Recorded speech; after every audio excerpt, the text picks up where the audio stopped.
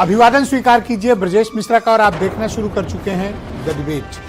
बहनों भाइयों, उत्तर प्रदेश की योगी आदित्यनाथ की सरकार ने दावा किया है कि राम राज्य के साथ साथ अब उत्तर प्रदेश में रिफॉर्म राज्य भी आ गया है और रेगुलराइजेशन 1.0 के तहत उत्तर प्रदेश में 23 मामलों में नियमों को शिथिल किया गया ताकि उत्तर प्रदेश की अर्थव्यवस्था बढ़े और भारत सरकार ने यूपी को नंबर 1 कैटेगरी दी है। यूपी सरकार के इस दावे की हकीकत क्या है, आज इस बारे में हम डिबेट करेंगे और उत्तर प्रदेश के आर्थिक माहौल को समझने की कोशिश करेंगे।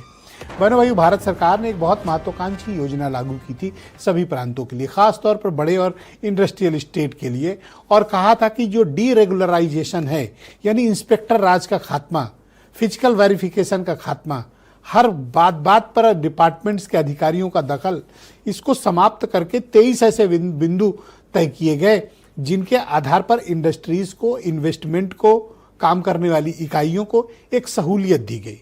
तो भारत सरकार ने उसका नाम रखा डीरेगुलराइजेशन 1.0। उसमें 23 बिंदुओं को शामिल किया गया। आज उत्तर प्रदेश की सरकार ने दोपहर में ये दावा किया कि उत्तर प्रदेश नंबर 1 राज्य पूरे देश भर में आया है डीरेगुलराइजेशन 1.0 में। महाराष्ट्र और गुजरात जैसे राज्यों को पछाड़ा है। कर्नाटक और हरियाणा जैसे समृद्ध इंडस्ट्रियल स्टेट्स को हराया है और उत्तर प्रदेश नंबर 1 बन गए। तो उत्तर प्रदेश में क्या वाकई में आर्थिक मामलों में कोई रिफॉर्म हुआ है या फिर ये सरकार के अपने सिर्फ प्रचार का तरीका? क्या वाकई में उत्तर प्रदेश में इंडस्ट्रीज आई हैं? उत्तर प्रदेश $1 ट्रिलियन की इकोनॉमी बन रहा है। उत्तर प्रदेश में क्या ईज ऑफ डूइंग बिजनेस को तरजीह मिल रही है? उत्तर प्रदेश में क्या अधिकारियों के राज और इंस्पेक्टर राज को खत्म किया गया या कम किया गया है? क्या हालात हैं उत्तर प्रदेश के?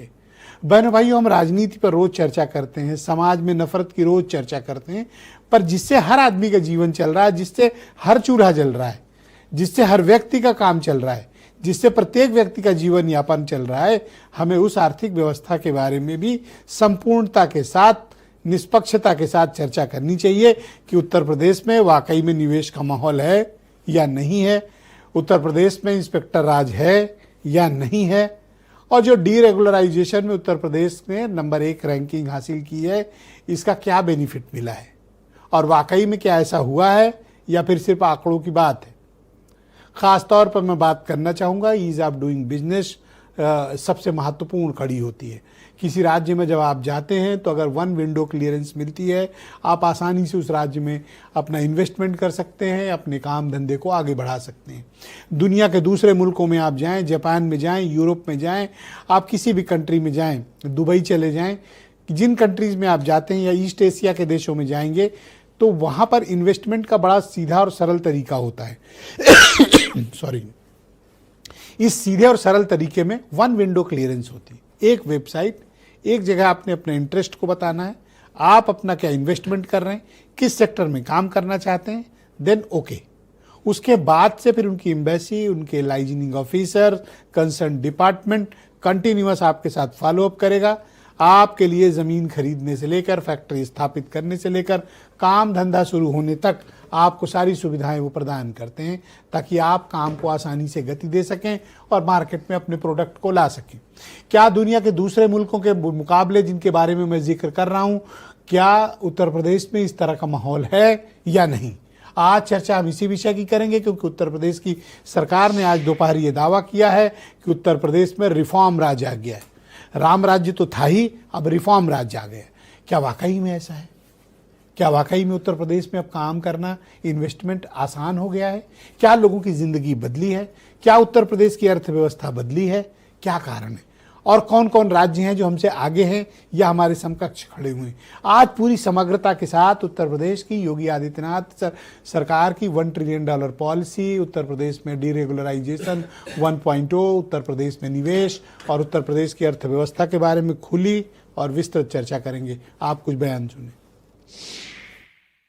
ये जैसे इंदौर विकास में आगे था, 8 साल में नंबर 1 पे शहर था और वहाँ 17 लोग दूषित पानी से मर गए, उसी तरीके का विकास यूपी का भी है और पूरे यूपी को बर्बाद कर दिया योगी ने। एक जगह कहीं कोई निवेश नहीं, केवल झूठी बात है, केवल फ्रॉडगिरी की बात हो रही है। कोई नौकरी नहीं दी गई।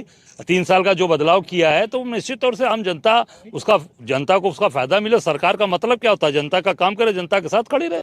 अगर घोषणाएं करनी है, अपनी पीठ खुद ठोकनी है तो कुछ भी बोल दो, कौन रोक रहा है? सच्चाई क्या है? कोई परीक्षा ढंग से नहीं करा पा रहे, पेपर आउट का तो रिकॉर्ड बन गया इस सरकार में। बेरोजगारों की फौज प्रदेश में परेशान घूम रही है। जगह जगह छात्र, नौजवान, कर्मचारी आंदोलन करते हैं, उनको लाठियों से उनका स्वागत किया जाता है। रेत में शुतुरमुर्ग जैसे मुंह नीचे कर लेता है, ऐसे भारतीय जनता पार्टी की सरकार मुंह करके बैठ गई है। निश्चित रूप से उत्तर प्रदेश में योगी आदित्यनाथ जी की सरकार के आने के बाद निवेश के अनुकूल वातावरण को बनाया गया है। लॉ एंड ऑर्डर की स्थिति बहुत बेहतर हुई और निश्चित रूप से बेहतर रोजगार और बेहतर उद्योगों के आधार पर उत्तर प्रदेश आज नौकरी देने में सबसे आगे हो गया है और यही उत्तर प्रदेश के विकास की रफ्तार को और तेजी के साथ बढ़ा रहा है। तो बहनों भाइयों, आज की इस परिचर्चा को आगे बढ़ाएंगे। मेरे साथ मनीष शुक्ला मौजूद हैं, उत्तर प्रदेश में भारतीय जनता पार्टी के प्रवक्ता हैं। कर्नल शरद शरण समाजवादी पार्टी के प्रवक्ता हैं। सुरेंद्र राजपूत मेरे साथ मौजूद हैं, कांग्रेस कमेटी के प्रवक्ता। और ख़ास तौर पर हमने लखनऊ विश्वविद्यालय के बहुत ही जाने माने सेलिब्रिटी अर्थशास्त्री प्रोफेसर अजय प्रकाश जी को आमंत्रित किया है स्टूडियो में। और मेरे साथ नावेद चिको, उत्तर प्रदेश के बहुत ही चर्चित पत्रकार, और वीरेंद्र सिंह जी हमारे स्टेट हेड। आप सभी का स्वागत और धन्यवाद। तो मनीष शुक्ला जी, पहला सवाल